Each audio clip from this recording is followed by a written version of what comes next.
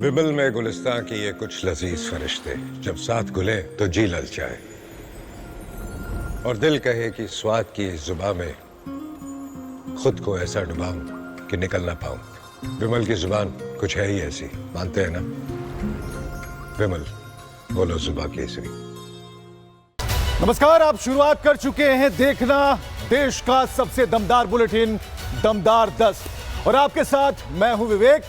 तो आज सही समय है उन खबरों को जानने का जो चुनिंदा है और आपके लिए खास है, जो कल आपके मोबाइल पर वायरल होकर नजर आएंगी, लेकिन आज ही देख लीजिए तो क्या बुरा है। चलिए शुरू करते हैं और चलिए सबसे पहली खबर बिहार के पूर्णिया से, जहां 5 लोगों की जिंदा जलाकर हत्या कर दी जाती है। लेकिन विकास की तरफ बढ़ते बिहार में अंधविश्वास कैसे इंसानों को जलाकर राख कर रहा है और फिर भी बिहार में बहार है, यह कहना अब जरा बेमानी सा लगता है। फिलहाल रिपोर्ट देखिए।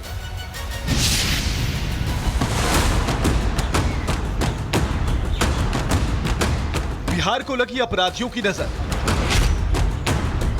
पुलिस प्रशासन है बेखबर। पूर्णिया में 5 को जिंदा जलाया, हैवानों ने पूरा सिस्टम हिलाया। पूर्णिया के टिटकामा गांव में डायन के शक में एक ही परिवार के 5 लोगों को पीट कर जिंदा जला दिया गया। मरने वालों में 2 महिलाएं और 3 पुरुष शामिल हैं। मैक्सिमम पॉपुलेशन वहाँ आदिवासी उरांव की ही है। उन लोगों ने जादू टोना कह सकते हैं या डाइन के नाम पर जो उनके परिवार के 5 लोगों की हत्या कर दिया। ठीक है, पुणे पुलिस तंत्र पहुंची है और सामने 5 बड़ी रिकवर हो गई है, चली हुई है। गिरफ्तारी भी 3 की हो गई।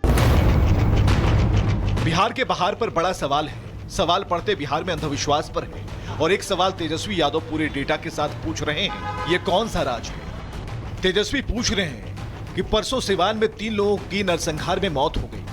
विगत दिनों बक्सर में नरसंहार में 3 की मौत हुई। भोजपुर में नरसंहार में 3 की मौत हो गई। अपराधी सतर्क हैं, मुख्यमंत्री अचेत हैं। भ्रष्ट भूजा पार्टी मस्त है, पुलिस स्पष्ट है। डीके की मौज, क्योंकि डीके ही असल बॉस। इधर प्रशासन जागा है। खबर है कि एक आरोपी जिसने भीड़ को उकसाया पुलिस की गिरफ्त में है। बाकियों की तलाश जारी है, लेकिन पूरा का पूरा गांव इस जघन्य अपराध से डरा हुआ है। डॉग स्क्वाड और एफएसएल की टीम सबूत तलाश रही है, लेकिन राख हो चुका परिवार उस बहार के काले धुएं की तरफ इशारा कर रहा है। सवाल सुशासन के बड़े पहरेदार बहार के पर्याय सरकार के सिस्टम से है। Bureau report, Republic Bharat. चलिए अगली खबर यह बता रही है कि बिहार विधानसभा चुनाव से पहले मतदाता सूची में पुनरीक्षण के फैसले पर बिहार का चक्का जाम होने वाला है। तेजस्वी यादव अपना विरोध जताने के लिए चक्का जाम कर रहे हैं, तो राहुल गांधी भी अपनी उपस्थिति दर्ज कराने वाले हैं।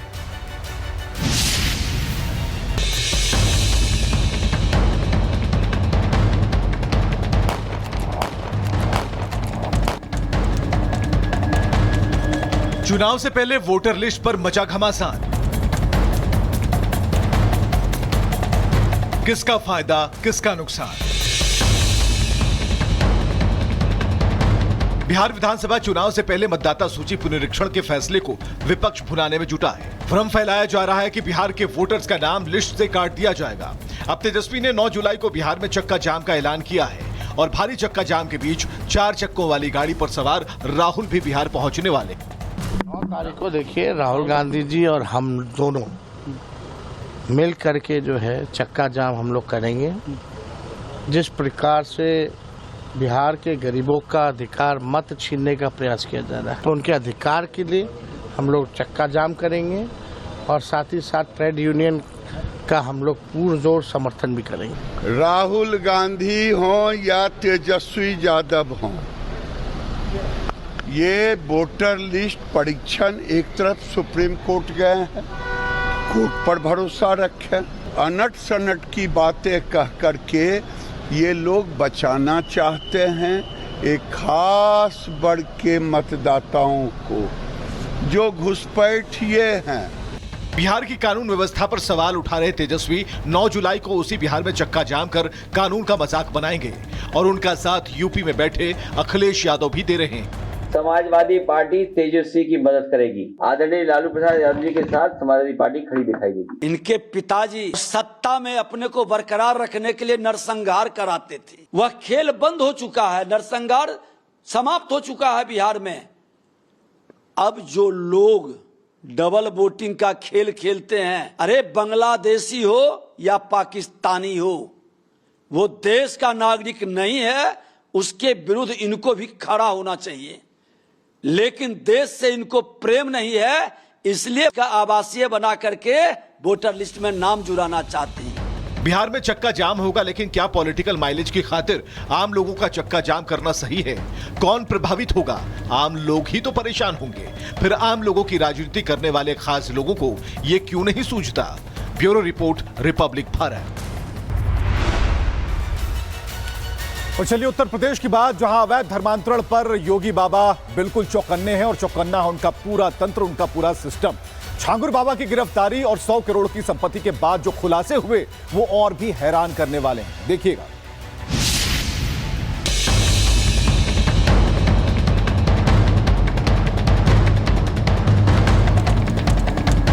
अवैध धर्मांतरण का आका जमालुद्दीन उर्फ छांगुर निकला करोड़पति।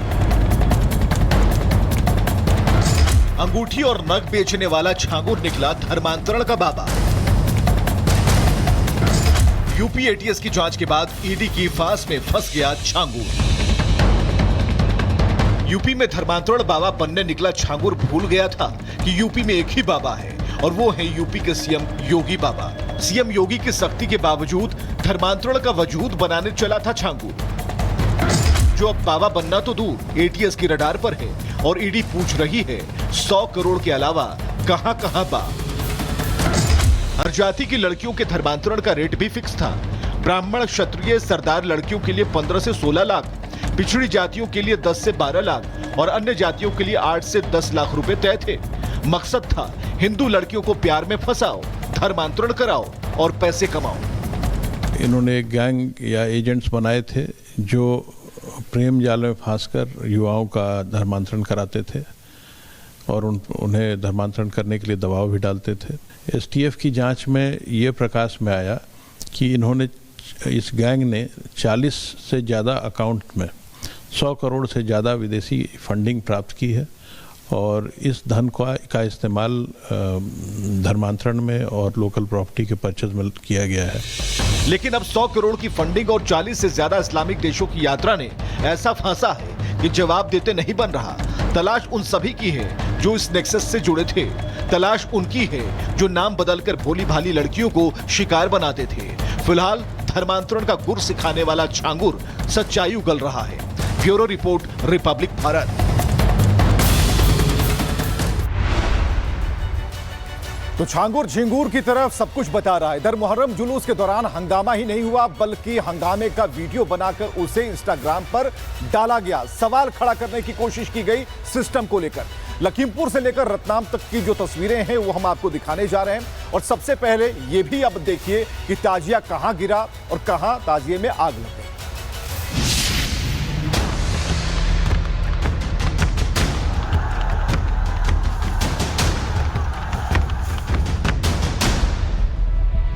यूपी से एमपी, मुहर्रम पर संग्राम। कानून हाथ में, सड़क पर कोहराम। यूपी से लेकर एमपी तक मुहर्रम के त्योहार पर उपद्रव, हंगामा, बवाल और गुंडागर्दी हावी रहा। एमपी के उज्जैन में जुलूस के दौरान गुंडागर्दी देखने को मिली, जहां बैरिकेड तोड़कर जुलूस में शामिल लोगों ने रास्ता बदल लिया। अराजक तत्वों ने सड़क पर बवाल काटा। पुलिस ने उपद्रवियों पर लाठीचार्ज कर दिया और इसके बाद इलाके में तनावपूर्ण माहौल हो गया। इरफान खान उर्फ लल्ला, इनका जो घोड़ा है, इन्होंने जानबूझकर, इनके साथियों ने जानबूझकर उसको विपरीत दिशा में ले जाने का प्रयास किया, जहां ऑलरेडी बैरिकेडिंग थी, जिसके बाद पुलिस बल ने भीड़ को तितर-बितर करने के लिए हल्के बल का प्रयोग किया। अभी इसमें आयोजक जो इरफान खान है, उनके विरुद्ध और उनके 15 अन्य साथी जो वीडियो में नजर आ रहे हैं, उनके विरुद्ध मामला दर्ज किया गया है। इन सभी की अभी पहचान की जा रही है फुटेज के माध्यम से और शीघ्र ही इसमें गिरफ्तारी की जाएगी। यूपी के लखीमपुर में ताजिया लेकर निकले मुस्लिम लड़कों की सनक दिखी। आरोप है कि जुलूस में शामिल शरारती तत्वों ने हिंदू बस्तियों पर जमकर पथराव किया। कुछ घरों के टीन शेड, सोलर पैनल टूट गए। जबरन घर में घुसकर धमकाने का भी आरोप है। उपद्रवियों ने इंस्टाग्राम पर बकायदा वीडियो भी पोस्ट किया। क्या पत्थरबाजी के बाद पीछे अपने तस्वीरें हैं। आप देखिए किस तरीके से ईंटें पत्थर गुम में जो हाथ में मिला वहां से चलाया गया। ना केवल जमीन पर बिखरे हुए हैं, बिस्तर जो पलंग है उस पर बिखरे हुए दिखाई देंगे, पर जो घर की जो यहाँ पे ठिया बनाई गई है उसके ऊपर भी आपको अलग अलग गुम्मे पत्थर सब कुछ बिखरा हुआ दिखाई देगा। नाराबाजी साहब ये कर रहे थे, कह रहे थे कि तुमको जीने नहीं देंगे, कब तक सरकार रहेगी, तुमको भगा देंगे। ये पाउडर फेंका पहले हमारे घर पे, जब मना करेंगे तो इनको पकड़ के खींच लिया और मारने लगे। पटाखे कभी नहीं सकते हैं, ना ही यहाँ पे रुकते हैं। यहाँ पे आते थे और चले जाते थे, लेकिन 1 घंटे तक रखे रहे। ये लोग झिल्लियों में उड़ा उड़ा के हम लोगों को घर पे फेंक रहे थे। जब हमने मना किया, लोगों ने पीछे से आके हमको पकड़ लिया, पीट दिया आपको। हाँ। दूसरी ओर रतलाम में हिंदू राष्ट्र का झंडा जला दिया गया। मुहर्रम जुलूस के दौरान हिंदू राष्ट्र का बैनर जलाने वालों की तस्वीरों से हिंदू संगठनों में आक्रोश है। हिंदू संगठनों ने कट्टरपंथियों के खिलाफ सख्त एक्शन की मांग की है। एक और देश में मुहर्रम पर बवाल काटा गया, दूसरी ओर लखीमपुर में 170 फीट का ताजिया गिर गया। वहीं यूपी के बरेली में हाई टेंशन तार से टकराने पर 25 फीट ऊंचे ताजिए में आग लग गई। हालांकि राहत की बात है, जान माल का कोई नुकसान नहीं हुआ। Bureau report, Republic Bharat. चलिए महाराष्ट्र के कोने से खबर, जहां मराठी भाषा विवाद के बीच भोजपुरी की एंट्री ने विवाद को नया एंगल दे दिया है। अब भोजपुरी स्टार दिनेश लाल निरहुआ ने ताल ठोक दिया कि कोई है तो निकाल कर मुंबई से बाहर दिखाए। हालांकि भोजपुरिया स्टार पर महाराष्ट्र के नेता बयान दे रहे हैं।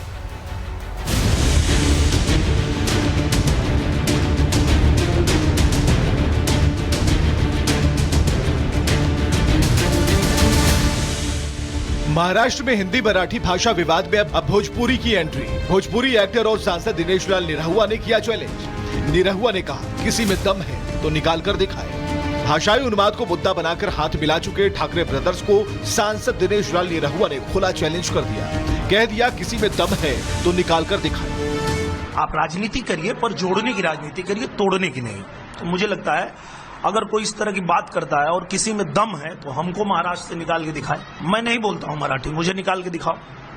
मैं किसी भी नेता को खुला चैलेंज देता हूं कि अगर तुम्हारे अंदर दम है तो मैं मराठी नहीं बोलता हूं, महाराष्ट्र से निकाल के दिखाओ मुझे। इधर सपा एमएलए रईस शेख ने दिनेश लाल निरहुआ के चैलेंज को बिहार में होने वाले विधानसभा चुनाव से जुड़ा बताया और कहा कि वे अगर मुंबई आएंगे तो महाराष्ट्रियन उनको सिखा देंगे।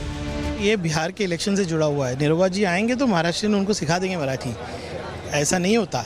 आप क्यों देश को बांट रहे हैं, क्यों भाषा के नाम पर, धर्म के नाम पे लोगों को बांट रहे हैं। चुनाव आए इसका मतलब आप कुछ भी बोले। जब अपने घर में हो, महाराष्ट्र में हो, यदि बहुत बड़े बॉस हो तो चलो बिहार, चलो उत्तर प्रदेश, चलो तमिलनाडु, तुमको पटक पटक के मारेंगे। इस बीच मुंबई के अंधेरी की सड़कों पर मनसे नेता जावेद शेख का बेटा नशे की हालत में उत्पात मचाता दिखा। महिला को परेशान कर रहा था, पिता के नाम का धौंस दिखा रहा था। महिला ने घटना का वीडियो सोशल मीडिया पर जारी कर दिया। मनसे के लोगों का मराठी भाषा के मान सम्मान से कोई लेना देना नहीं है। यह चंद गुंडों का संगठन है, हफ्ताखोरों का संगठन है। यह सिर्फ गुंडागर्दी करते हैं और जो इनके गुंडागर्दी के आड़े आता है उसको मराठी भाषा सामने ला करके सताते और प्रताड़ित करते हैं। एक गाड़ी मेरी गाड़ी को टक्कर मारती है। मैं जिस बिल्डिंग में रहती हूँ उससे थोड़ा सा पहले आपको सीसीटीवी फुटेज मिल जाएगा। आफ्टर दैट वो रुकता नहीं है। 2 पुलिस वाले मेरी हेल्प भी करते हैं, कांस्टेबल मेरी हेल्प करते हैं उसको पकड़ने के लिए। जैसे उसने मुझे देखा, उसने गाली गलौज करना स्टार्ट कर दिया और बहुत ही गंदी गंदी गालियां दे रहा था। भाषा विवाद से महाराष्ट्र की जनता परेशान हो गई है। उन्हें विकास पर बात चाहिए, जरूरतों पर बात चाहिए, ना कि बाहरी और भीतरी हिंदी और मराठी पर। Bureau report, Republic Bharat. और चलिए, अखिलेश यादव ने कांवड़ यात्रा को लेकर फिर से एक बार बयान दिया और साइकिल वाली रफ्तार लाई है इसमें। कहा कि जो कांवड़ पथ पर दुकानों की चेकिंग कर रहे हैं उन सबका पाप जो है बीजेपी को लगेगा। हालांकि बीजेपी सपा के एजेंडे को लेकर मुस्लिम तुष्टीकरण से जोड़कर देख रही है।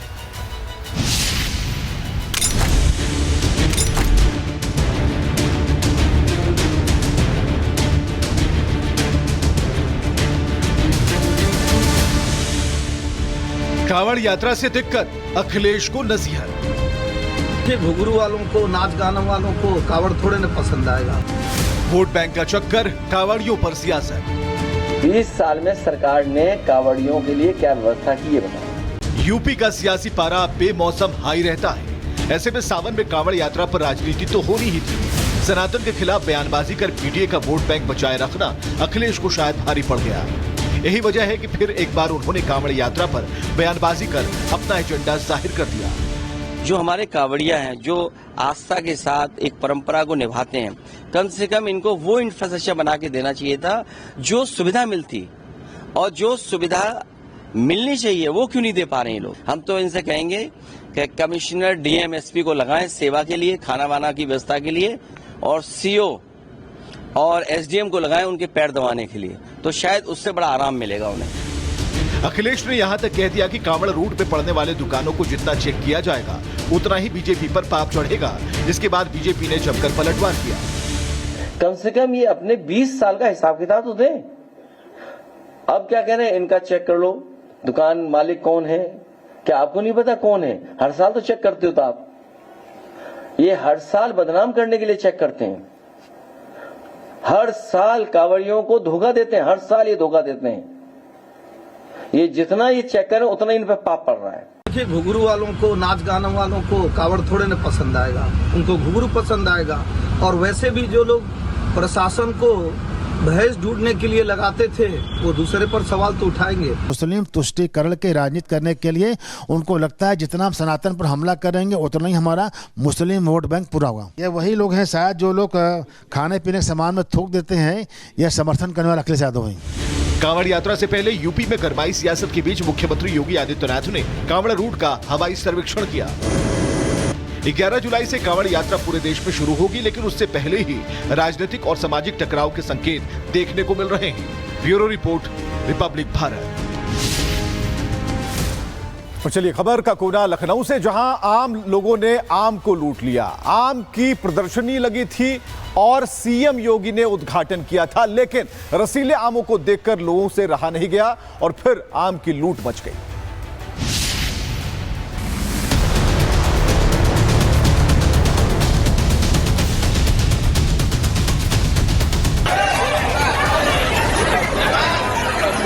लखनऊ में आयोजित आम महोत्सव के आखिरी दिन आम लुटाई हो गई। हालांकि कार्यक्रम की स्क्रिप्ट में ये लिखा नहीं था, फिर भी आम को आम लोगों ने ही लूट लिया। प्रदर्शनी में एक से बढ़कर एक किस्म के आम लगाए गए थे। बिक्री के लिए अलग से स्टॉल की व्यवस्था थी, लेकिन रसीले आमों को देखकर मानो भीड़ ने कहा, जी ललचाए रहा न जाए। यूपी के सीएम योगी आदित्यनाथ ने प्रदर्शनी का उद्घाटन किया था। आम पर योगी आम लिखा देख खूब प्रसन्न हुए थे, क्योंकि प्रदर्शनी से किसानों की आय और उनका उत्साह दोनों बढ़ाना था।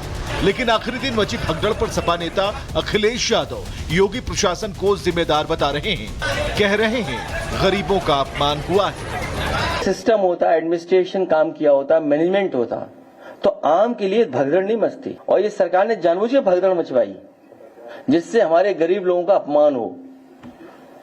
अपमान करने के लिए भारतीय जनता पार्टी ने जानबूझ करके भगदड़ मचाई। व्यवस्थाओं पर सवाल और आम पर राजनीति बवाल से पहले आम अब आम लोगों तक पहुंच चुका है।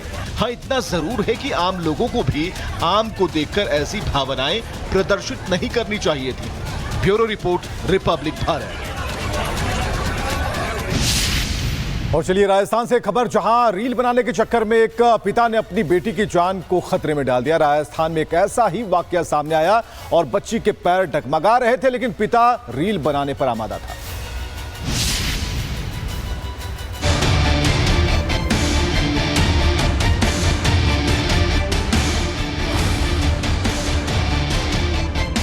रील ने रियल लाइफ कर दी खराब। पिता ने बच्ची की जान को डाला खतरे में। राजस्थान के भरतपुर में रील बनाने की सनक ऐसी चढ़ी कि छोटी बच्ची की जान की परवाह किए बगैर सन की पिता ने तालाब के ऊपर लोहे के एंगल पर उसे बिठा दिया। बच्ची के पैर कांपते रहे, लेकिन पिता पर रील बनाने की सनक सवार थी। एक छोटी सी गलती पूरे परिवार के लिए आफत बन सकती थी, लेकिन रीलबाज पिता के हाथ नहीं कांपे। वीडियो वायरल होने के बाद रीलबाज पिता उमाशंकर ने इंस्टाग्राम से वीडियो हटा दिया, लेकिन जरूरत है ऐसे लोगों पर कड़ा एक्शन लेने की, ताकि रील के चक्कर में किसी भी रियल जिंदगी पर मौत हावी ना हो। Bureau report, Republic Bharat. और चलिए, सांप के जहर की बात, अब उसका इलाज आंसुओं से होगा। बिल्कुल सही सुन रहे हैं, क्योंकि जो रिसर्च सामने आई है उस रिपोर्ट के मुताबिक इस बात का पता चला है कि तकरीबन 26 ऐसे सांप, जहरीले सांप हैं जिनके विष का इलाज आंसुओं से होगा, और आंसू ऊंट के होंगे।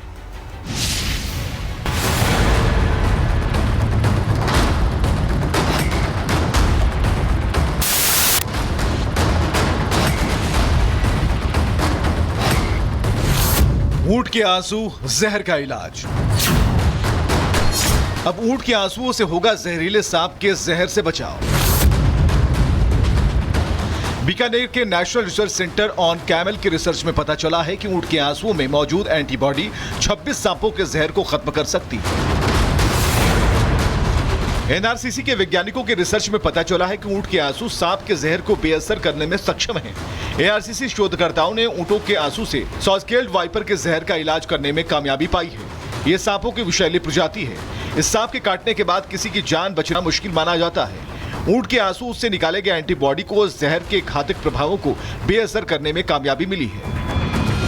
ऊंट पालने वालों की किस्मत भी चमक रही है। हजारों हजार की कमाई किसानों को हो रही है। एनआरसीसी ऊंट पालने वाले किसानों को ऊंट के आंसू और ब्लड सैंपल देने के लिए बुला रहा है। इसके जरिए किसान प्रति ऊंट 5 से 10 हजार रुपए महीने की कमाई कर रहे हैं। इस प्रकार की दवा भारत और अन्य देशों के लिए बड़ी राहत साबित हो सकती है, जहां सांप काटने से हर साल हजारों लोगों की मौत होती है। आंकड़े बताते हैं कि सालाना 50,000 से ज्यादा लोगों की मौत सांप काटने से होती है। Bureau report, Republic Bharat. तो जरूरी यह है कि हर दिन 10 बजे जुड़ा जाए हमसे, यानी रिपब्लिक भारत से, दमदार 10 से, और भारत की दमदार उन 10 खबरों को करीब से देखिए, क्योंकि ये ज्ञानवर्धक भी करेंगे और बताएंगे आपको कि जीने का सलीका क्या है और सरल अंदाज में खबरों का चलन क्या है। सब कुछ 10 बजे में। शुक्रिया।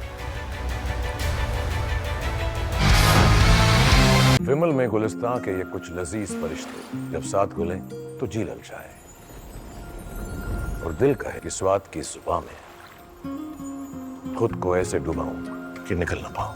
विमल की जुबान कुछ है ही ऐसी, मानते हैं? विमल, बोलो जुबान कैसी?